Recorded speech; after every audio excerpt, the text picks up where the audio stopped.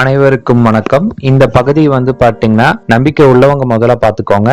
அடுத்தது இது பாத்தீங்கன்னா முழுக்க முழுக்க என்ன பத்தி நான் உங்களுக்கு சொல்றேன். இது காரணம் என்னன்னு கேட்டீங்கன்னா, என்னை பத்தி சொல்லும் போது உங்களுக்கு தேவையான விஷயங்கள் கிடைக்குங்கிற நம்பிக்கையில நான் சொல்லிட்டு இருக்கேன். இது கொஞ்சம் போரிங்கா கூட இருக்கலாம். பிகாஸ் என்னை பத்தி சொல்ற அளவுக்கு ஒரு பெரிய விஷயம்லாம் எதுவுமே கிடையாது. அதனால விருப்பம் இல்லைன்னா இதோட ஸ்டாப் பண்ணிக்கோங்க. ஏன்னா இது கொஞ்சம் பெரிய பதிவா தான் இருக்கும். அதனாலதான் நான் இப்பயே முன்னாடியே உங்களுக்கு சொல்லிட்டேன். ஃபர்ஸ்ட் என்ன பத்தி சொல்லிடுறேன். நான் பாத்தீங்கன்னா ஒரு ஐடி ஃபீல்ட்ல இருக்கேன். அதாவது நான் படிச்சு முடிச்சோடனே பிசினஸ் பண்ண ஆரம்பிச்சுட்டேன். பிசினஸ் பண்ண ஆரம்பிச்ச பிறகு பாத்தீங்கன்னா ஒரு என்ஜாய்மெண்ட் எதுவுமே இல்லை. அந்த டைம்ல பாத்தீங்கன்னா சடனா எனக்கு தோணுச்சு, ஏன்னா நம்ம ஏதாவது ஒரு சூப்பர் நேச்சுரல் பவர்ஸ் பத்தி எனக்கு சின்னதுல இருந்தே ஒரு ஆசை, அதை பத்தி தெரிஞ்சுக்கணுங்கிற ஒரு ஆர்வம் ரொம்ப ரொம்ப அதிகமா இருந்துச்சு. அதுக்கப்புறம் நான் அதை பத்தி தெரிஞ்சுக்கணும் அப்படின்னு முடிவு எடுத்த பிறகு நானு என்னோட 5 நண்பர்கள் சேர்ந்து இந்த முடிவு எடுத்தோம். நாங்க எல்லாரும் எங்களோட முடிவு என்னன்னு கேட்டீங்கன்னா, இதை பத்தி நாங்க ஃபுல் அண்ட் ஃபுல்லி ரிசர்ச் பண்ணணும், இதை பத்தி என்னெல்லாம் தெரிஞ்சுக்கணும், இது எந்த அளவுக்கு உண்மை அப்படின்னு தெரிஞ்சுட்டு எங்களுக்கு சூப்பர் நேச்சுரல் பவர் வரணும்னு ஆசைப்பட்டோம். அதுக்கப்புறம் நாங்க பாத்தீங்கன்னா நிறைய பேர்கிட்ட இதை போய் சந்திச்சோம். நிறைய பேர், அதாவது நீங்க நெட்ல தேடி பாத்தீங்கன்னா எல்லாருமே சொல்லுவாங்க, எங்கிட்ட ஃபர்ஸ்ட் 5000 ரூபாய் இருந்து எங்கிட்ட நீங்க 5000 ரூபாய் பணம் கட்டுங்க, உங்களுக்கு நாங்க புத்தகம் கொடுக்குறோம், எங்க புக்ஸை வாங்கி நீங்க பண்ணுனீங்கன்னா உங்களால அது பண்ணலாம் இது பண்ணலாம் அப்படின்னு நிறைய சொல்லுவாங்க. அந்த மாதிரி நிறைய பேர்கிட்ட நாங்க பணம் கட்டி பார்த்தோம். அதுக்கப்புறம் சில பேர் பாத்தீங்கன்னா, நான் அந்த ஆவியோட பேசியிருக்கேன், இந்த ஆவியோட பேசியிருக்கேன், ஒரு எச்சினி வசியம் பண்றதுக்கு நாங்க பாத்தீங்கன்னா 15,000 இருந்து 2 லட்சம் ரூபாய் வரைக்கும் சார்ஜ் பண்றோம் அப்படின்னாங்க. அவங்க கிட்டயும் பணத்தை கொடுத்து பார்த்துட்டோம். ஆனா எதுவுமே எனக்கு சித்தி ஆகல. சரி அப்படின்னு சொல்லிட்டு நான் அதுக்கப்புறம் என்ன பண்ண ஆரம்பிச்சேன்னு கேட்டீங்கன்னா, இன்னும் நான் மனம் தரலாம நாங்க பாத்தீங்கன்னா சி பிளஸ்ன்னு சொல்லிட்டு உங்களுக்கு லண்டன்ல ஒரு கலை ஒண்ணு சொல்லி கொடுத்துட்டு இருக்காங்க. நம்மளோட சீக்கலை தான், அதாவது நம்மளோட காந்த சக்தியை வச்சு ஒருத்தர் அட்டாக் பண்றது. அது பாத்தீங்கன்னா வருமத்திலேயே அந்த ஒரு இது இருக்கு. அதே முறை பாத்தீங்கன்னா, ஆனா என்னன்னா இந்தியால அந்த அளவுக்கு அது ப்ராப்பரா சொல்லி தரல. சோ அதனால லண்டன்ல ஒரு 60,000 ரூபாய் பணம் கட்டி நான் அது பழக ஆரம்பிச்சேன். பழகும்போது அது எனக்கு தெரிய ஆரம்பிச்சது, அது பாத்தீங்கன்னா நம்ம உள்ளுக்குள்ள இருக்கிற சக்தியை தான் குறிப்பிடுறாங்க, இதுக்கு நான் தேவையில்லாம அதிகமா பணத்தை நான் செலவு பண்ணிட்டேன்னு அதுக்கப்புறம் தான் எனக்கு தெரிய ஆரம்பிச்சது. அதுக்கப்புறம் நான் நம்ம குருவை பத்தி கேள்விப்பட்டு நான் நம்ம ஜோதிஷ போய் பார்க்க போனேன். ஜோசியை பார்க்கும்போது பாத்தீங்கன்னா ரொம்ப சாதாரண ஒரு மனுஷனா தான் இருந்தாரு. ஒரு வீட்டுக்கு நான் போகும்போது பாத்தீங்கன்னா ரொம்ப சாதாரணமா உட்காந்துட்டு இருந்தாரு. நான் போய் அவர்கிட்ட கேட்டேன், இந்த மாதிரி ஒருத்தர் இருக்காரு, அப்புறமேட்டு நான் தான் அது சொல்லு அப்படின்னு சொல்லி கேட்டாரு. நீங்க கிளாஸ் எடுக்கிறேன்னு, ஆமா சொல்லி கொடுத்துட்டு இருக்கேன்ப்பா அப்படின்னு சொல்லி சொன்னாரு.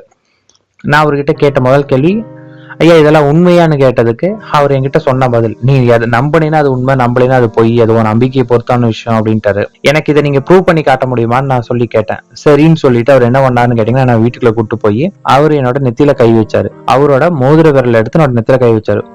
ஒரு எனக்கு தெரிஞ்ச ஒரு 5 நிமிஷம் வச்சிருப்பாரு. ஒரு 5 நிமிஷம் கழிச்சு பாத்தீங்கன்னா எனக்கு அந்த இடத்துல ரொம்ப உறுத்தல், உடம்புல ஒரு எனர்ஜி வந்த மாதிரி இருந்துச்சு. அதாவது உடம்பு ஃபுல்லா ஒரு கரண்ட் ஏறின மாதிரி இருந்துச்சு. அதுக்கப்புறமேட்டு உனக்கு ஏதாவது ஃபீல் வந்துச்சா, நான் உன் நெத்தியில தானே தொட்டோம்னு, ஆமாங்க இந்த மாதிரி எனக்கு கரண்ட் ஏறின மாதிரி இருந்துச்சு அப்படின்னு நான் சொல்லி சொன்னேன்.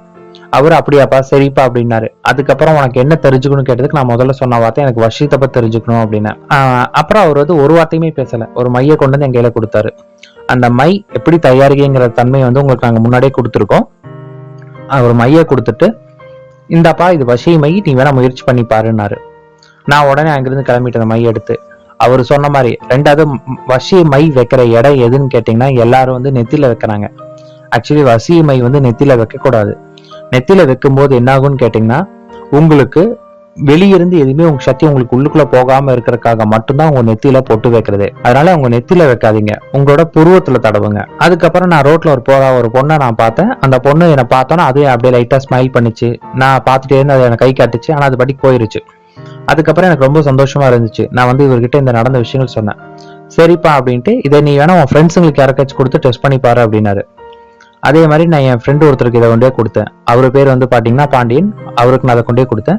அவருக்கு நான் கொடுக்கும்போது பாத்தீங்கன்னா அவரு வச்சுட்டா எனக்கு இது ஒண்ணுமே நடக்கவே இல்லை அப்படின்னு சொல்லி சொன்னாரு. எனக்கு அது ரொம்ப டிசப்பாயிண்ட் இருந்துச்சு. ஏன்னா நமக்கு நடந்தது அவருக்கு நடக்க மாட்டேங்குதே அப்படின்னு சொல்லிட்டு நான் திருப்பி நான் என்ன பண்ணேன்னு கேட்டீங்கன்னா, வரவள்ள ஒரு கோயிலுக்கு போயிட்டு நான் வந்துட்டு இருக்கும்போது திருப்பி அந்த மையை எடுத்து நான் நெத்தில வச்சுட்டு அதே மாதிரி ட்ரை பண்ணி பார்த்தேன். நான் வச்ச மாதிரியே எனக்கு பாத்தீங்கன்னா ஒரு 2-3 பேர் என்னை பார்த்து சிரிச்சாங்க. நான் அந்த மை வைக்கும் போது என்கிட்ட அட்ராக்ஷன் இருக்குங்கிறது எனக்கே அது ஃபீல் பண்ண முடிஞ்சது. ரெண்டாவது நான் திருப்பி ஐயா கிட்ட போய் மீட் பண்ணேன். இந்த மாதிரி நடந்துச்சுன்னு கேட்டதுக்கு அவர் என்கிட்ட சொன்ன விஷயம், நான் உன் நெத்தியில கை வச்சது ஏன்னு தெரியுமான்னு கேட்டார். நான் சொன்னேன், என்னோட 3வது கண் நீங்க ஓப்பன் பண்ண ட்ரை பண்ணீங்க அப்படின்னு. அவர் சொன்னார், அது கிடையாதுப்பா, நான் உன் நெத்தியில கை வச்ச காரணம் உன் உடம்புல பிராணசக்தி, அதாவது என்னோட பிராணசக்தி நான் உனக்கு கொடுத்தேன், வேற ஒன்றும் கிடையாது. இதனால என்னோட பிராணசக்தி அடிபட்டிருக்கும் அப்படின்னாரு. ரெண்டாவது அவர் என்ன சொன்னான்னு கேட்டீங்கன்னா, நீங்க வசியமை வச்சு எப்ப எல்லாம் யாராவது ஒரு விஷயம் நடக்கும்னு சொல்றீங்களோ அப்பப்போ உங்க உடம்புல இருக்கிற பிராணசக்தி அது வெளியே போகும். இதனால நம்மளோட எனர்ஜி தான் லாஸ் ஆகும். நம்மளோட தவ வாழ்க்கை, அதாவது நீங்க பாத்தீங்கன்னா ஒரு குறைஞ்சது ஒரு 2 மாசம் நீங்க வாசி யோகம் பண்ணி உங்க வாசி மேலே ஏற்றி உங்க உடம்புல காந்த சக்தி இன்க்ரீஸ் பண்ணி வச்சிருப்பீங்க.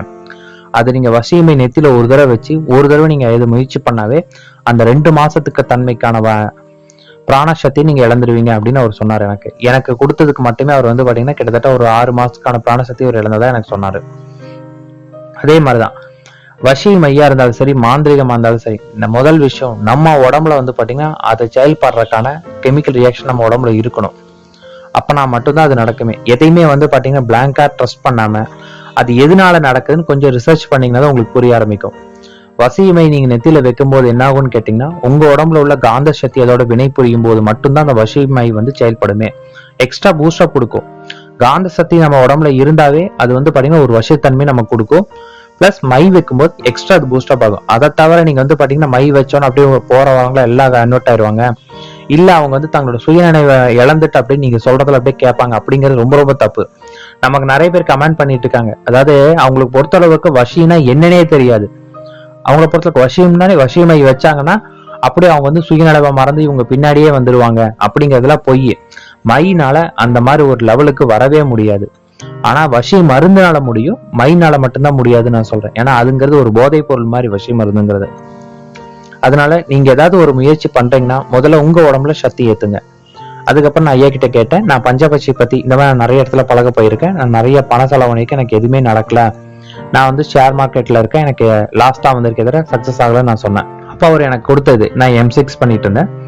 அப்ப அவர் எனக்கு கொடுத்தது என்னன்னு கேட்டீங்கன்னா, என்னோட பட்சி எதுன்னு தெரிஞ்சுக்க சொன்னாரு. என்னோட பட்சி வந்து பாத்தீங்கன்னா அவர் கால்குலேட் பண்ணி எனக்கு வந்து வல்லூர்னு சொன்னாரு. அதே மாதிரி உங்களோட பட்சி எதுன்னு முதல்ல கரெக்டா தெரிஞ்சுக்கோங்க. உங்க பட்சி நீங்க தெரிஞ்சுக்கிறதுக்கு எனக்கு ரொம்ப கஷ்டமா இருக்கு அப்படின்னு நினைச்சீங்கன்னா, உங்களோட ஜாதகத்தை எடுத்து நீங்க பார்த்தா கூட போதும். அதுல உங்களோட பட்சி எதுன்னு சொல்லி அவங்களே ஆல்ரெடி கணிச்சு போட்டிருப்பாங்க ஜோசியரே. அதை வச்சே நீங்க உங்களோட ஜென்ம பட்சி எது நீங்க தெரிஞ்சுக்கலாம். அதுதான் உங்க பட்சியா இருக்கும். இல்லைனாலும் வளர்பிறை தேய்பிறை எடுத்து பாருங்க, ரெண்டுமே ஒரே பட்சியா தான் உங்களுக்கு வருமே. நான் என்னோட டெஸ்ட் பண்ணி தான் சொல்றேன். அடுத்தது உங்க பட்சி எதுன்னு தெரிஞ்சுக்கும். அதாவது உங்களோட பறவை எதுன்னு தெரிஞ்சு அந்த பறவையோட இறக ஒண்ணு கையில வச்சுக்கோங்க. அந்த காத்து உங்க மேல படணும் அந்த டைமுக்கு. அதுக்கடுத்து உங்களோட பறவையோட எந்திரத்தை நீங்க வந்து பாத்தீங்கன்னா முதல்ல சித்தி பண்ணி வச்சுக்கோங்க. உங்களோட மூலிகை, அதாவது உங்க மூலிகை வந்து பாத்தீங்கன்னா நீங்க பண்ற வேலைக்கு தகுந்த மாதிரி அரசா ஊனான்னு மாறும். அதுக்கு தகுந்த மாதிரி பார்த்து அந்த மூலிகையை கரெக்டா காப்பு கட்டி எடுத்துக்கோங்க. முதல் விஷயம் சாப நிவர்த்தி காப்பு அப்படிங்கிறது என்னன்னு சொல்லிடுறேன். முதல்ல மூலிகை சாப நிவர்த்தி என்னன்னு முதல்ல தெரிஞ்சுக்கோங்க. ஒரு மூலிகைக்கு வந்து பாத்தீங்கன்னா உயிர் இருக்கும். ஒரு உயிருள்ள ஒரு பொருளை வந்து பாத்தீங்கன்னா நம்ம வந்து ஒரு செடியை நான் போய் டக்குன்னு புடுங்கி எடுக்கிறேன் அப்படின்னு நான் எடுக்கும்போது வந்து பாத்தீங்கன்னா அந்த மூலிகை வந்து அதோட உயிரை இழந்துரும். அப்ப இழந்த பிறகு நீங்க அதை போய் பூஜை பண்ணுனீங்க இல்ல எதுக்காவது பயன்படுத்தும் போது அது என்ன ஆகும்னு கேட்டீங்கன்னா, உயிர் இல்லாத ஒரு செடி வந்து உங்களுக்கு அது எந்த விதத்திலுமே பயன்படாது. அதை நீங்க வந்து எவ்வளவுதான் முயற்சிமா பயன்படாது. அததான் சித்தர்கள் வந்து பாத்தீங்கன்னா சாபம் நீக்கி பயன்படுத்துங்கன்னு சொல்லியிருக்காங்க. சாபம் நீக்கிறதுங்கிறோட அர்த்தம் என்னன்னு கேட்டீங்கன்னா, அந்த செடி கிட்ட நீங்க முதல்ல அனுமதி கேட்கறீங்க. இந்த மாதிரி நான் ஒரு விஷயம் பண்ண போறேன், எனக்கு அது எனக்கு நீ உதவியா இருக்கணும், நான் அதனால உன்னோட உயிரை நான் எடுத்துக்கிறேன், எனக்கு நான் பண்ற விஷயத்துல நீ உன் உயிரோட இருந்து எனக்கு கொடுன்னு சொல்லி நீங்க அதுகிட்ட வேண்டி அதோட உயிரை அந்த செடியில இருக்க வச்சு அந்த செடியை நீங்க பயன்படுத்தினா மட்டும்தான் உங்களுக்கு இருக்கும்.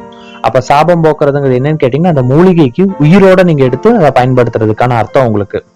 அப்ப அந்த மூலிகையினால் நீங்க ஒரு மை செஞ்சீங்கன்னா அந்த மைக்கு உயிர் இருக்கும்.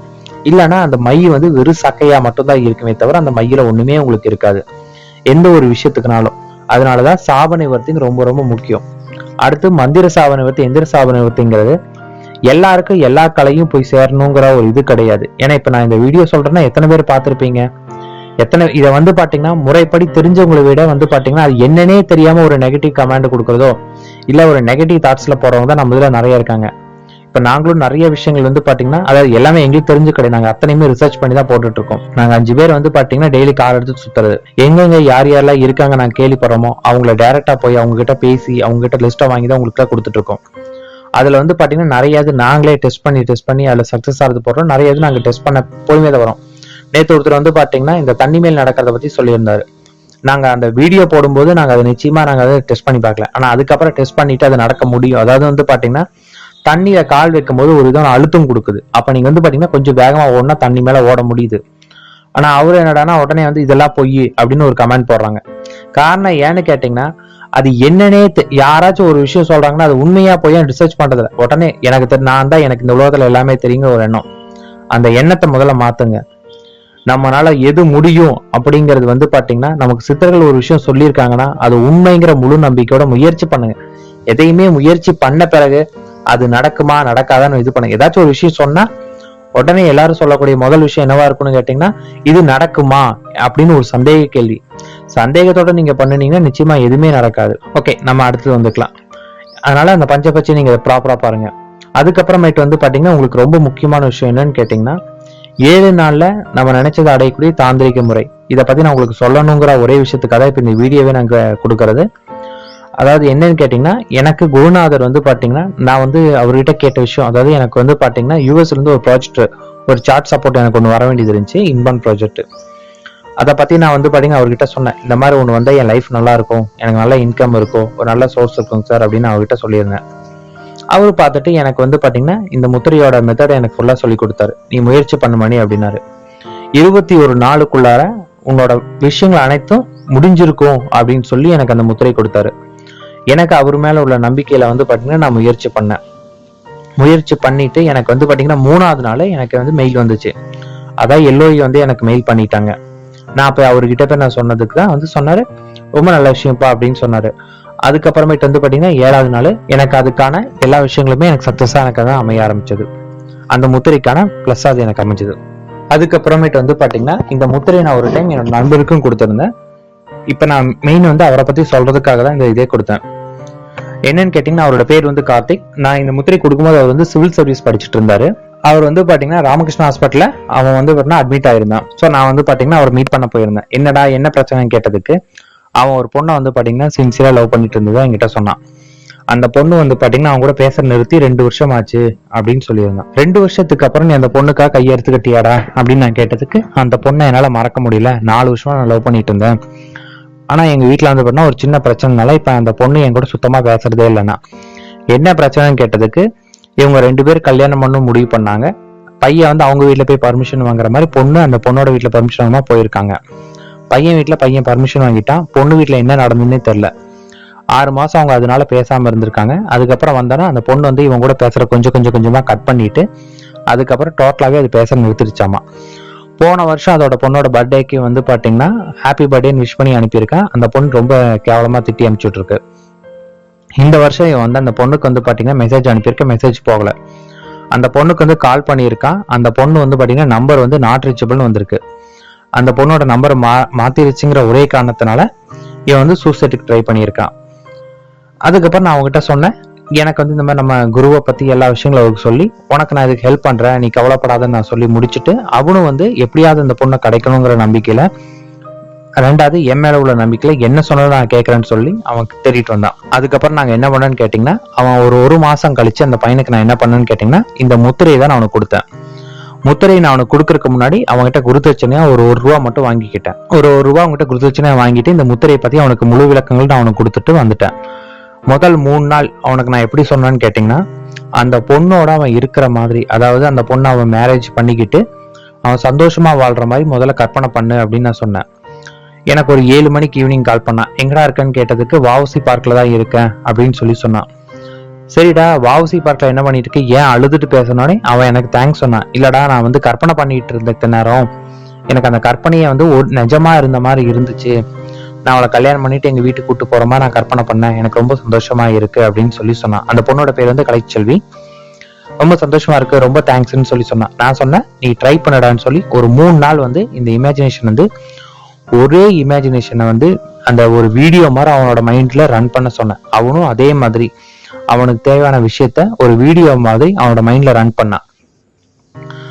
பண்ண பிறகு 4வது நாள் வந்து பாத்தீங்கன்னா அவன் வந்து கரெக்டா அதே மாதிரி, நான் இன்னைக்கு காலில இருந்து பூஜை பண்ண போறேன், இன்னைக்கு வந்து பாத்தீங்கன்னா அமாவாசை அப்படின்னா, சரிப்பா நீ பூஜை பண்ணு அப்படின்னு நான் சொல்லி சொன்னேன்.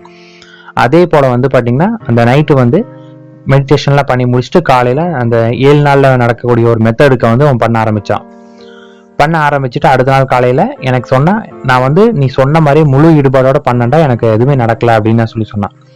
நடக்கலங்கிறது வேணாண்டா, நீ கண்டினியூ பண்ணுன. அதுக்கு அவன் என்கிட்ட சொன்ன பதில், நான் உன் மேல முழு நம்பிக்கை இருக்கடா, அதனால நான் செய்யறேன்னு சொல்லி சொன்னான். அவன் செஞ்சு சரியா 7வது நாள் வந்து அந்த பொண்ணு கிட்ட இருந்து SMS வந்திருக்கு. SMS என்னன்னா, என் பர்த்டேக்கு வந்து நீ என்னை வந்து பாத்தீங்கன்னா ஒரு விஷ் கூட நீ பண்ண மாட்டியா அப்படின்னு சொல்லி அந்த பொண்ணு வந்து அவனை திட்டி அனுப்பி விட்டுருக்கு. ரொம்ப சந்தோஷமா அவன் எனக்கு வந்து அந்த எஸ்எம்எஸ் காட்டினான். இங்க பாரு எனக்கு நடந்திருக்கடா, ரொம்ப சந்தோஷமா. நான் திரும்ப சொன்னேன், சரிடா நீ திரும்பவும் இந்த மெடிடேஷன் கண்டினியூ பண்ணு அப்படின்னு சொன்னேன்.